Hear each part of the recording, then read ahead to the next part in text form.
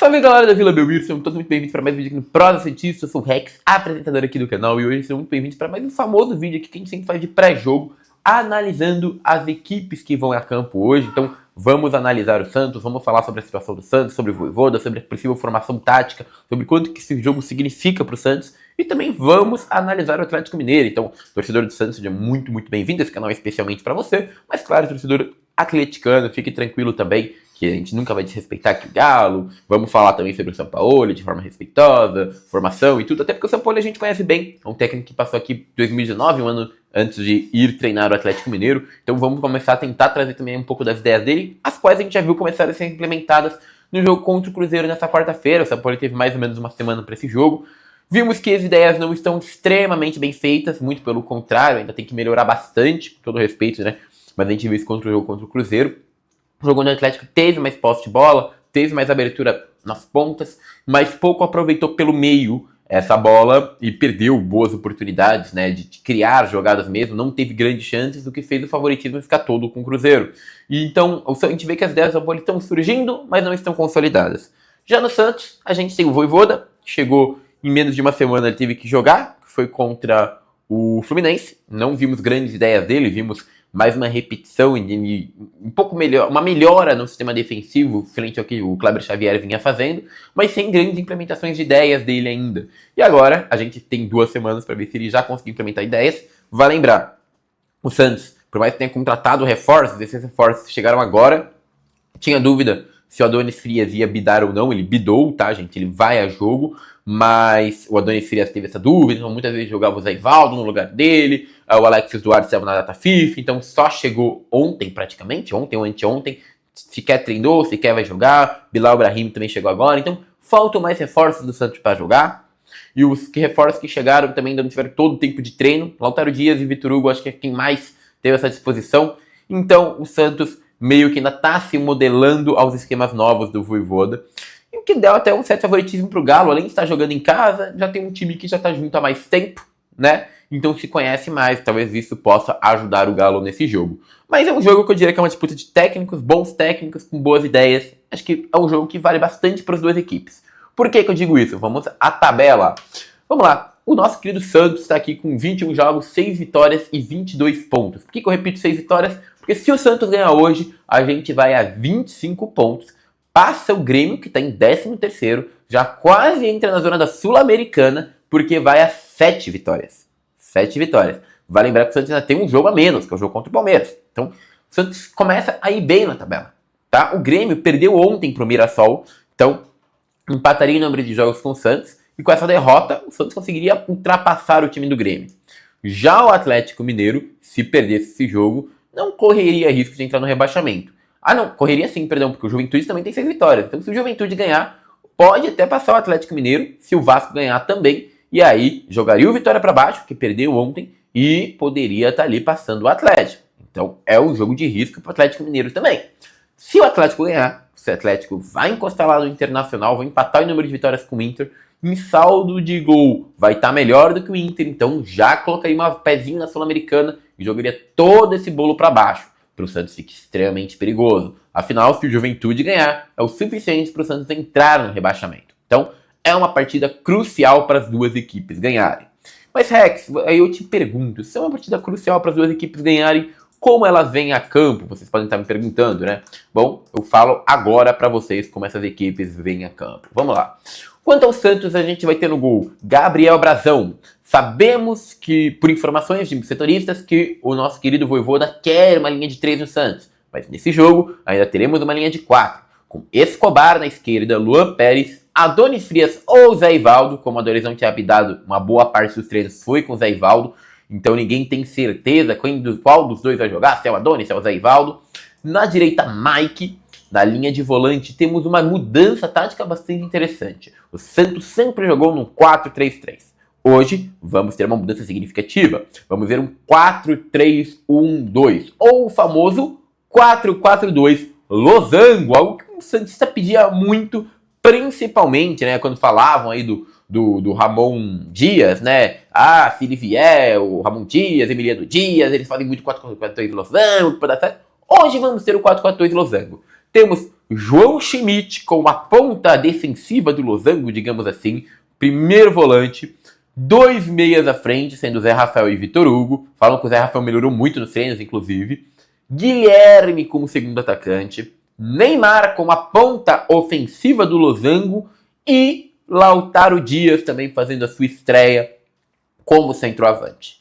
Esse provavelmente é o time. O Bom Tempo não joga porque está machucado, o Rolaser não joga porque está suspenso, o Pulpito Duarte não joga porque ainda nem sequer está no bid. Esses 3 jogadores estão aqui na ponta só para fazer volume, tá, gente? Mas a escalação do Santos está bem mais certinha. Deve ser exatamente esse time. A única dúvida é se vai jogar o Adonis ou o Zé Ivaldo, tá? Também pode ser que o Igor Vinícius surja no lugar do Mike, tá bom? Mas esse time do Santos é provavelmente o time que vai a campo. Vamos falar da escalação do Atlético Mineiro e aí depois a gente começa a falar das variações táticas de cada equipe. Everson no gol do Atlético Mineiro com Lianco, Fausto Vera e Vitor Hugo na zaga. Vocês podem falar Fausto Vera? Sim, porque o São Paulo tem recuado um primeiro volante para fazer a saída de bola. Vocês vão ver que isso vai acontecer no Santos também. Já vou explicar e vocês vão ver que essa escalação tá meio espelhada. Então vai ser uma coisa bem legal.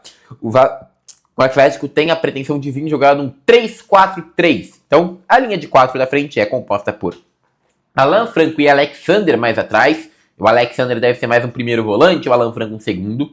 Scarpa mais como meia aberto pela direita e Arana, Guilherme Arana, ou como meia aberto pela esquerda, fazendo aquela troca de posição com o Rony, né? Para ir mais para ponta mesmo, para dar bastante amplitude pro time do Atlético. Então, na verdade, o Arana vai vir para cá, tá ligado? E o Rony / Bernard vai jogar mais para cá, tá ligado? Esse time vai ficar bem abertão assim. Na outra ponta, o Coelho, né? O Coelho deve jogar, tem uma pretensão de talvez ser o Renier também, mas o Atlético a gente sabe que ele deve fazer uma partida mais ou menos assim, ó. Um 3 aqui no meio com 2 espetados, então quase um 3-5-2, né? Sendo o Rony e o Hulk no ataque, tá? Quando você vai ver em sites, parece um 3-4-3, mas você analisando os jogadores, você sabe que o Arana deve jogar espetado numa ponta, o Coelho numa outra, e aí ficando o Scarpa mais para fazer a armação pelo meio, Alan Franco e Alexander, Rony, segundo atacante, e Hulk. Talvez entre no lugar do Rony o Bernard, e aí poderia mudar, porque o Bernard realmente pode abrir na ponta, tá? Em alguma das pontas. E o Renier também pode entrar, e aí se, por exemplo, o Renier entra no lugar do Coelho, por exemplo, a gente teria um time com bastante mais força pelo meio, né? Mas a pretensão do Atlético deve ser jogar assim, vou deixar os principais possíveis titulares em campo. E o Ivan Romero também, que é um bom zagueiro, acho que paraguaio, colombiano, não sei bem, pode entrar no lugar do Vitor Hugo, ele é um cara mais técnico, o Vitor Hugo é um cara mais físico, tá? Explicando o Atlético Mineiro, tá bom? Então vamos deixar o Adonis Frias aqui, mas eu acho que tem uma pretensão boa de jogar o Zé Ivaldo. E vamos falar de taticamente como essas duas equipes devem se postar dentro desse jogo, né? Bora lá. O Santos, imagino eu, que deve fazer a famosa linha de 3. Então, primeiro, no momento defensivo, o Santos deve fazer uma linha de 5. Então, Luan Pérez, Adonis Frias e João Schmidt descendo com Mike e Escobar recuando. Vitor Hugo e Zé Rafael vão fazer a entrada da área. E o Santos deve fazer uma pressãozinha básica com Guilherme abrindo pela esquerda, Neymar pelo meio e Lautaro Dias pela direita. Isso deve ser a posição defensiva do Santos. E eu digo mais, posição defensiva que a gente deve ver maior parte do jogo. A gente vai mostrar daqui a pouco que o Atlético Mineiro já joga com muita posse de bola. Fez isso inclusive contra o Cruzeiro. E o Cruzeiro ganhou do Atlético Mineiro justamente deixando a bola com o Atlético, mostrando que o Atlético meio que não estava fazendo grande crescimento de jogada e jogando na transição. Eu imagino que o Vojvoda vai por um caminho parecido, tá? Eu acho que o Vojvoda não vai querer impor jogo contra o Atlético Mineiro, não. Já que tá jogando até fora de casa, imagino que ele deve deixar esse time do Santos mais constante na parte de trás e saindo em bolas rápidas. Então, não é a formação ofensiva do Santos que a gente está mostrando aqui. É a defensiva. Por quê? Para usar a velocidade de Guilherme e Lautaro Dias. O Lautaro é bem rápido, tá, gente? Isso é bem interessante de falar. E ele, por mais que seja centroavante, ele faz muito esse facão. Então, eu acho que ele vai tomar para a direita e deixar o Neymar aqui pelo meio para ir fazendo a criação. Também o Mike e o Escobar devem passar rápido aqui. Como é que o time do Atlético vai atacar? Já que a gente tá falando de defesa do Santos, vou falar do ataque do Atlético. Coelho e Guilherme Arana fazem a abertura, a amplitude de espaço. Para que essa amplitude? Para entrar dois atacantes tentando confundir a zaga do adversário. São eles Hulk e Rony. Deixa aqui uma bola para o outro, um tenta invadir, o outro fica um pouco mais atrás, o outro tenta invadir, e assim a gente vai ver nessa transição ofensiva. Além disso, Como o time vai abrir para tentar marcar, Scarpa tenta ocupar o meio. Alan Franco e Alexander fazem meio que a cobertura. E Lianco, Fausto Vera e Vitor Hugo vão jogar mais à frente. Sinceramente, eu não sei a velocidade do Vitor Hugo, tá? Mas isso é bem importante. O Lianco é um zagueiro rápido. Então essa cobertura do Guilherme deve ser bem feita. Já o Vitor Hugo, eu não sei se é rápido para marcar o Lautaro Dias. E aí realmente entendo, eu não sei. Eu se lembro que ele jogava no Palmeiras, mas não lembro as características de velocidade. Até porque o Abel Ferreira joga numa linha mais intermediária para média. Então não sei como é que vai ser para ele cobrir essa transição. Com a bola, então, o Atlético deve jogar bastante abrindo o campo, tá? Buscando muito passe com o Lianco, com o Coelho, o Alan Franco encostando, talvez um atacante ou o Scarpa encostando aqui para fazer essa criação lateral e aí inverter a bola para o meio ou para a ponta oposta, tá? Onde o Arana deve entrar na área. A gente lembra que os times do São Paulo sempre entram com 5, 6 pessoas na área, muitas vezes. Então a gente pode ver o Alexander subindo aqui. E aí o time do Santos é interessante que seja com bastante peça, ainda mais se vai tentar jogar na contenção, para conseguir fazer essa contenção mesmo. Além disso, esse domínio do meio de campo é bastante importante, porque o Santos tem que ter duas coisas nesse jogo, tá, gente? Se quiser tentar marcar o time do São Paulo, amplitude na marcação pelas pontas, então marcar bem as pontas, afinal o Santos, o São Paulo joga muito na amplitude, e ter um congestionamento no meio para não deixar essa bola cercada pelo meio de campo também. Então, eu acho que é uma formação interessante. Congestiona 3 jogadores aqui no meio, né? Schmidt, Zé Rafael e o Vitor Hugo. Quando todo mundo descer para a área, 2 descem e um fica na contenção, certo? Um lateral na contenção, um outro lateral para marcar o oposto e os 2 zagueiros. Então, isso marca a quantidade de jogadores na área. Rex, por que você está falando disso? Porque vê que aí, se o Atlético subir bastante assim, o Santos fica no 1 contra 1 no ataque. Sendo que tem um Zé Rafael para fazer a saída ou o Vitor Hugo. 2 jogadores que têm uma bela saída de bola. Então, se o Santos roubar a bola aqui, consegue botar uma bola, às vezes, no Neymar pro papo, o Neymar botar pro Vitor Hugo correndo rápido. O Neymar botar uma bola em diagonal pro Lautaro Dias fazendo o Falcão. Ou uma transição pro Guilherme vir fazendo o Facão. Ou um Zé Rafael saindo jogando com a bola aqui que tem uma boa qualidade de passe. O Santos mostra movimentações e opções para sair em transição. É um time interessante e é um time que faz sentido, dada essa formação ofensiva. Dito isso, sempre o Atlético vai ter a bola. É normal que no jogo de futebol os times percam a bola. E aí, o que eu acho que deve acontecer com o Atlético? O São Paulo não tem tanto essa função de marcar tanto em linha de 3. Eu acho que o Fausto Vera, nesse caso, vai subir de fato para um primeiro volante, o Ed vai abrir. O Alexander vai vir aqui meio que para segundo volante. O Alan Franco vai ficar quase como terceiro homem do meio de campo, como já jogou com o São Paulo, tá, gente? E aí eu acho que o Arana deve descer. Aqui, ó, deve descer. O Alan Franco ou o Coelho devem cobrir, ó, a direita, tá? Vamos falar... Não, vou deixar assim, ó. Aí um desses caras vai descer pro meio. E aí o Atlético, eu acho que deve marcar num 4-2-4 não, mas num 4-4-2. Então uma linha descendo aqui, ó, para fazer essa cobertura. Outra linha fazendo essa cobertura. E um 4-4-2 de marcação, um 4-1-3-2. Dá pra revezar aqui, tá? Mas eu acho que o Atlético não deve marcar com uma linha de 5 atrás, não. Isso é uma característica mais do Cuca, do próprio Vojvoda. Eu acho que o Atlético não deve fazer isso. Com isso, o Santos vai ter Guilherme e Lautaro Dias realmente aqui mais à frente, certo? O Guilherme vai estar caindo para alguma das pontas, saibam disso. Neymar tentando ocupar esse meio de campo. Escobar vendo subindo bastante. Zé Rafael. Schmidt vai ficar mais atrás com Luan Pérez e Adonis Frias. E aí o Santos, uma coisa eu posso cravar, vai ter uma chance de velocidade boa.